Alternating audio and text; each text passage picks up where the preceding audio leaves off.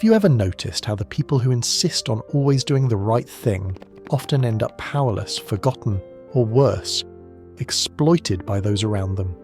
You've been told since childhood that goodness leads to success, that moral virtue brings reward. But what if I told you this is precisely why you keep losing at the game of life? Look around. The colleague who never takes credit for others' work remains in the same position for years.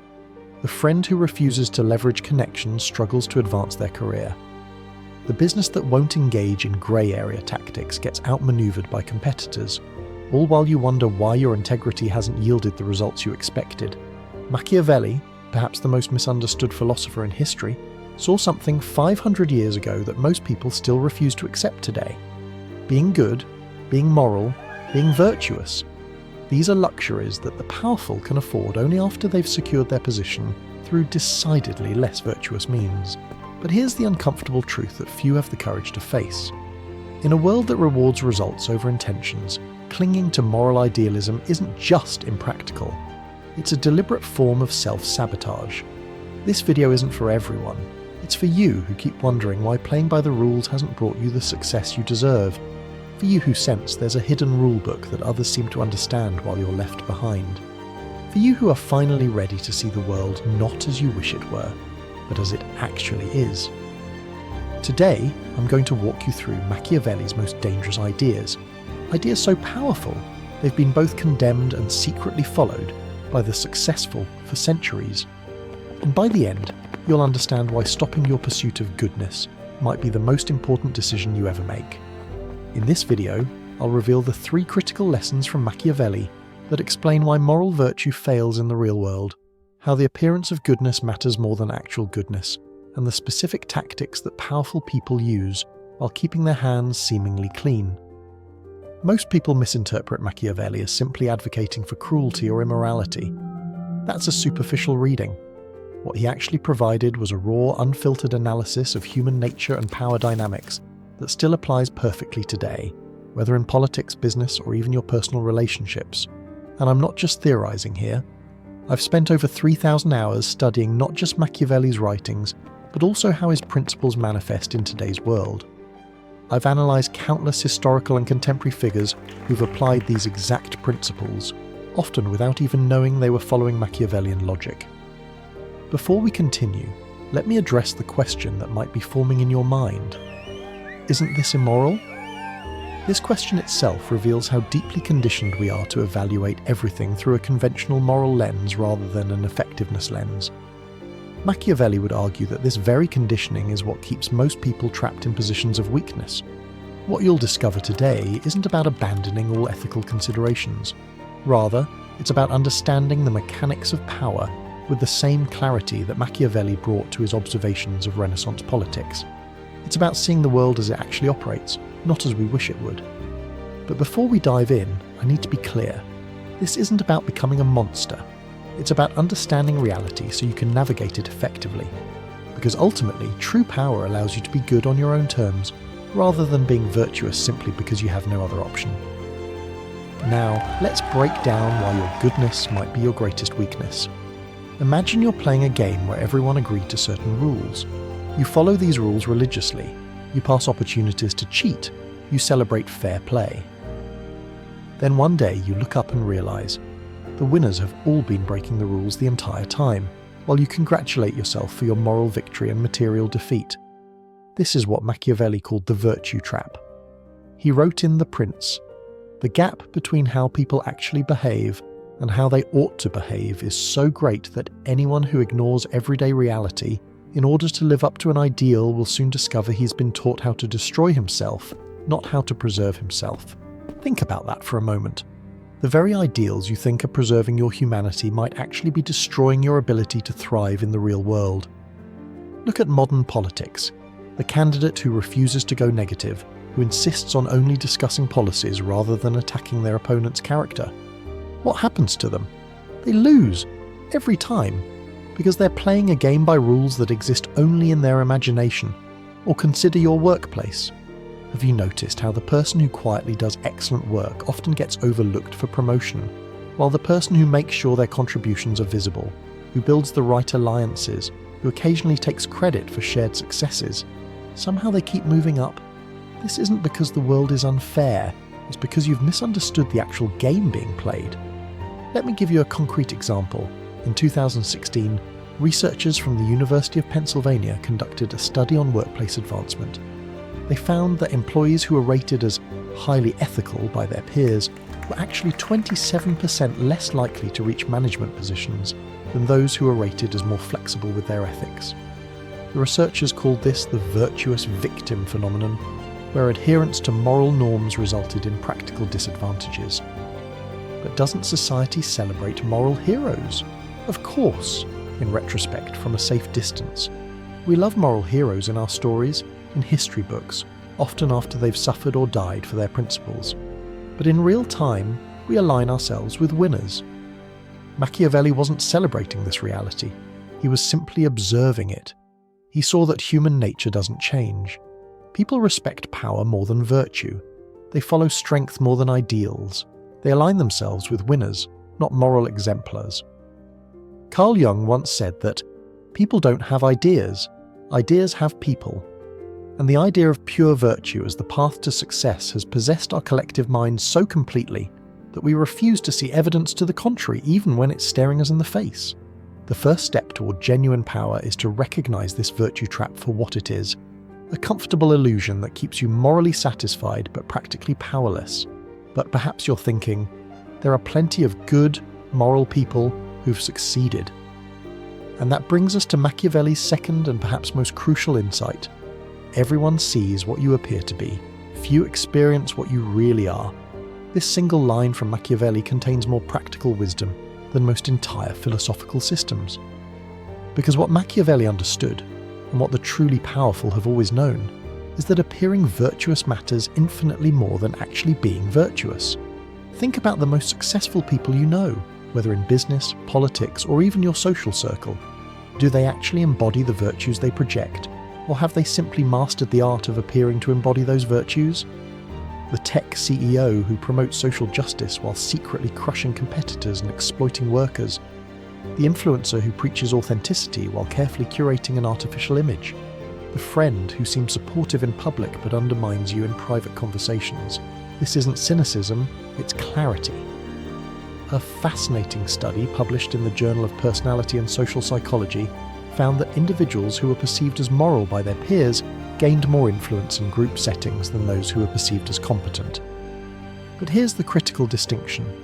It was the perception of morality, not demonstrated moral behaviour, that conferred this advantage. Machiavelli observed that the princes who survived and thrived weren't necessarily the most virtuous.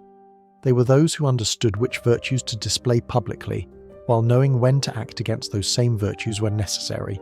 He wrote, "A prince must be careful that nothing ever escapes his lips which is not full of the 5 qualities mentioned above.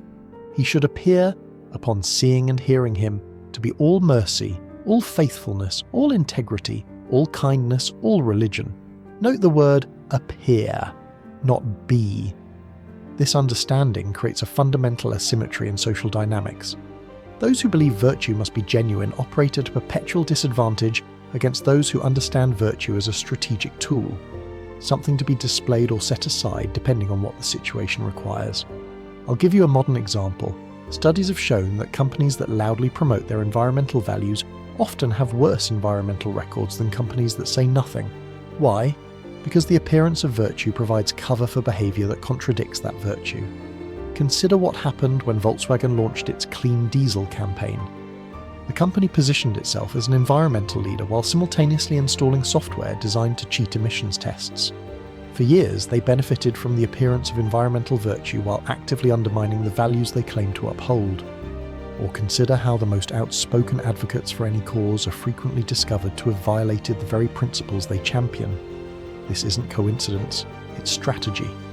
The louder the proclamation of virtue, the less people look for evidence to the contrary. But the appearance of virtue isn't just about disguising its opposite. It's about understanding the social function of virtue signalling itself. When you publicly align yourself with virtues that your community values, you're not merely claiming to be good, you're declaring alliance with the group. You're saying, "I'm one of you. We share the same values. I can be trusted." This is why virtue signaling is so prevalent on social media. It's not about being virtuous, it's about being seen as virtuous by the right people. It's a form of tribal identification that has little to do with one's actual behaviour. Machiavelli would recognise this immediately. He knew that humans are social creatures who judge based on appearances, because the reality is too complex and too hidden to assess accurately. The truly powerful person doesn't waste energy being virtuous when no one is watching. Instead, they invest their energy in appearing virtuous when everyone is watching, while maintaining the freedom to act according to necessity when it serves their interests. But this brings us to a critical question. If the appearance of virtue matters more than actual virtue, how do successful people get away with the less than virtuous actions necessary for success? That leads us to Machiavelli's third lesson. Machiavelli didn't just identify problems, he offered solutions.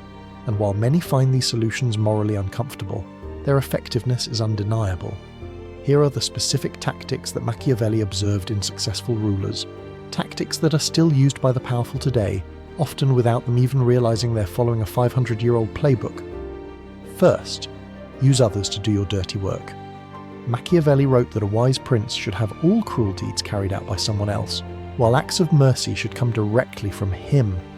Look at how modern CEOs operate.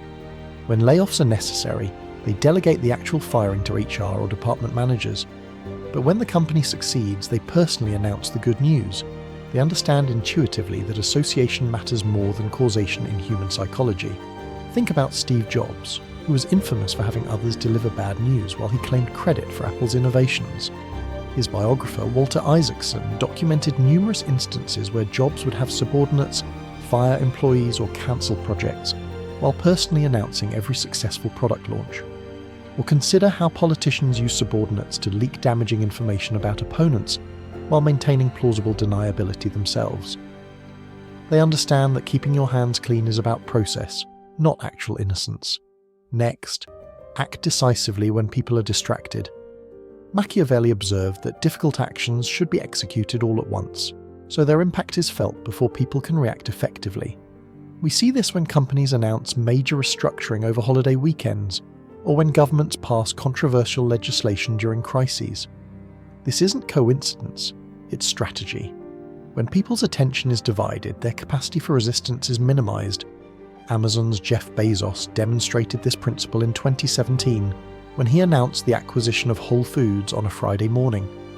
By the time financial analysts and competitors could fully assess the implications, markets had closed for the weekend, giving Amazon a crucial head start in controlling the narrative. Third, create dependencies rather than obligations. Men sooner forget the death of their father than the loss of their inheritance, Machiavelli wrote. He understood that gratitude is a weak bond compared to ongoing need. This explains why successful people rarely rely on past favours for loyalty. Instead, they create systems where others continually need something from them, whether that's access, opportunity, or protection. Dependency ensures reliability in a way that mere appreciation never can. Consider how effective leaders build teams where each member's success is tied to the leader's continued approval, or how platforms like Facebook and Instagram create dependency by becoming the primary way people maintain social connections, ensuring users return despite privacy concerns or algorithmic manipulation. Fourth, let others advise, but always decide. Machiavelli urged princes to seek counsel widely, but make decisions independently. This accomplishes two things. It makes people feel valued while ensuring you maintain complete control. Watch how effective leaders operate in meetings. They invite input from everyone, making each person feel heard and invested in the outcome. But ultimately, they make the final decision themselves, often one they had already determined beforehand. Former GE CEO Jack Welch was famous for this approach. He would gather diverse opinions from his executives but make it clear that final decisions were his alone. This created the appearance of collaboration while maintaining actual authority, a perfect Machiavellian balance. Fifth, master the art of justified severity. Machiavelli didn't advocate for random cruelty. He advised that when harsh action is necessary, it must be framed as serving a greater good than the apparent harm it causes. We see this when companies justify layoffs as necessary for long-term survival, or when politicians defend controversial policies as tough decisions required for national security. This framing transforms what might appear as simple self-interest into a form of reluctant virtue, taking on the moral burden of a difficult but necessary action for the collective good. Sixth, use confusion strategically. While Machiavelli advocated clarity in commands, he recognized the value of strategic ambiguity. When you need plausible deniability, when you want to test loyalty without commitment, or when you need flexibility in the future, calculated vagueness serves your interests. This is why corporate executives often use ambiguous language in public statements, why political leaders make promises with unspecified timelines, and why those in power sometimes deliberately create conflicting narratives. By maintaining multiple possible interpretations of your intentions, you create space to maneuver as circumstances change. You can claim credit for successes while distancing yourself from failures by retroactively clarifying what you really meant. Seventh, control the framing of events, not just the events themselves. Machiavelli understood that perception often matters more than reality in the exercise of power. This is why successful leaders invest heavily in controlling the narrative around their actions. Consider how companies hire PR firms not just for crisis management, but for ongoing reputation maintenance, or how politicians employ speechwriters and media strategists to ensure their actions are interpreted favourably. These tactics might seem manipulative, and from a conventional moral standpoint they are, but Machiavelli would argue that they are simply the mechanics of how power actually functions in the real world, regardless of our moral judgments about them. And here's where we reach the central paradox of Machiavelli's teaching. The most genuinely virtuous action might be to temporarily set aside conventional virtue in service of goals that ultimately allow for greater good. Now we arrive at the most misunderstood aspect of Machiavelli's philosophy. He didn't advocate for power for its own sake, nor did he celebrate cruelty or deception as inherently desirable. What Machiavelli understood, and what his critics consistently miss, is that power is ultimately about freedom. The freedom to act according to your own judgment rather than being constrained by necessity or vulnerability. When you lack power, your virtue is not a choice, it's your only option. You're good because you can't afford to be otherwise. Your morality isn't chosen, it's imposed by your weakness. But when you have power, virtue becomes a genuine choice. You can be merciful, not because you fear retaliation, but because you value mercy itself. You can be honest not out of fear of being caught in a lie, but because you value truth. This is the ultimate insight. True virtue is only possible from a position of strength. Everything else is just submission disguised as morality. Consider this thought experiment. Two people refrain from stealing.